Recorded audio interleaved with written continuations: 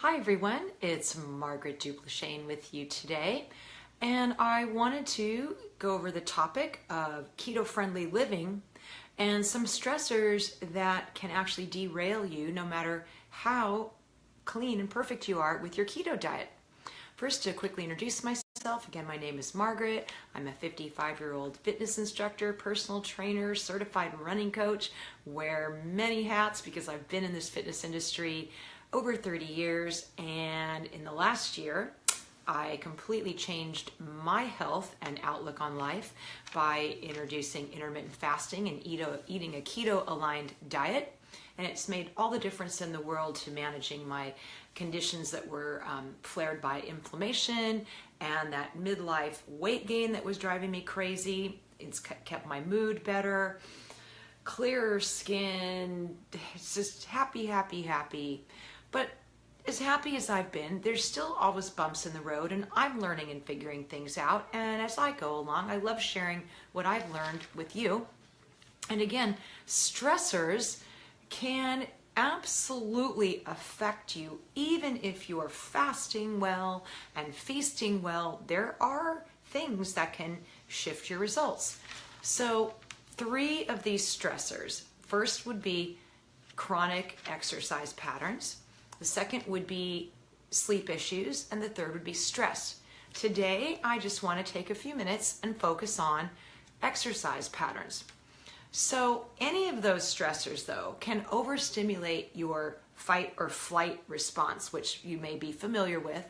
And when we get that adrenaline fatigue, that fight or flight response going on, that signals our brain to increase insulin production, which in turn increases fat storage. So that can be very derailing, especially if you're doing your best with intermittent fasting and or eating a keto-aligned diet, and you're thinking, what's going on here? I had been feeling great, and now my results seem to have slowed. I'm working out super hard, but I'm not getting anywhere. The answer could be you might be overdoing it, believe it or not. So sometimes we get stuck, and especially if you're an A-type personality like myself, we get stuck in these chronic exercise patterns where we're doing just boom, boom, boom. It's intense workout after intense workout, like back to back, 2-3 hours at the gym.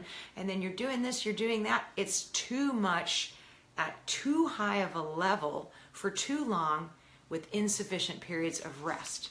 And guess what happens? That is so depleting to you. Your brain sends signals to your body because you're feeling so depleted. Even if you're fat adapted, this is going to happen. Your brain's going to signal that you need to eat some carbs. And then you're going to feel like you have to have some carbs. You might just have a little bit of carbs. And then the next thing you know, your results have stalled. You're not feeling as good as you could. So what would be a way to kind of back out of that? Because you know me, I'm all about the fitness. My entire life is based on fitness. But I'm going to tell you to consider that the theory that less is more. That you're going to count in some of just your activities of daily moving, that you're going to have very strategically planned cardio sessions, and then good strength training sessions that necessarily aren't all bunched together where you're working out for hours and hours on end. Spread it out and also make sure you're scheduling in good rest. I can speak to you 100% now from personal experience. I am so glad to be on the final end of my race training season.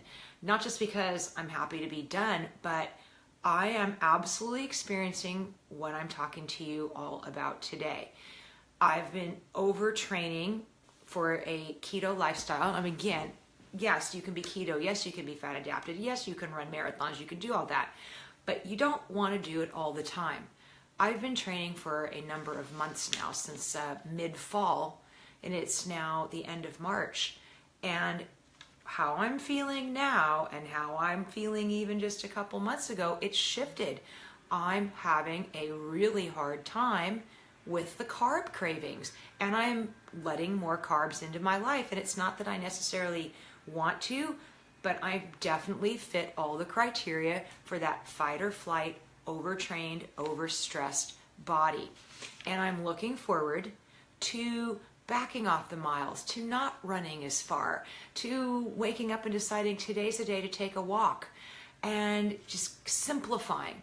Now, if I wasn't a fitness instructor, I would absolutely be simplifying how much workout I did, even more than that. Unfortunately, I can't. But for most of you, you have the ability to spread your workouts more. And if you feel that you're falling into this category of your workouts being too long, perhaps too intense, too close together, and you're craving carbs, it isn't that you're weak. It isn't that you're failing at keto and you can't do keto, you can't do intermittent fasting. You might want to take a look at just easing up a little bit, keeping it simple, still move and be active, but just not so crazy, go, go, go, go, go.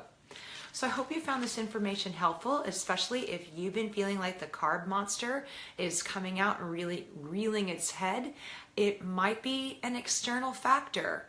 Next time I'm going to talk to you about sleep. We'll talk about how sleep can affect your cravings for carbs and your ability to live a keto-friendly lifestyle.